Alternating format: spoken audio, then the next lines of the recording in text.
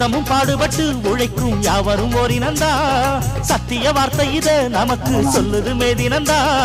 நாம் எல்லாம் வேலை நிறுத்தோம் செஞ்ச ஆங்காது நாடு முழுதும்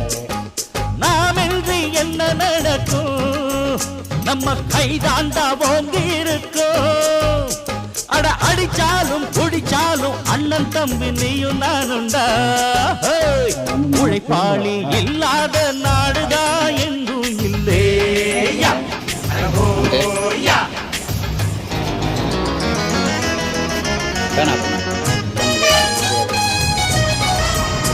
அப்படியே சுத்துற மாதிரி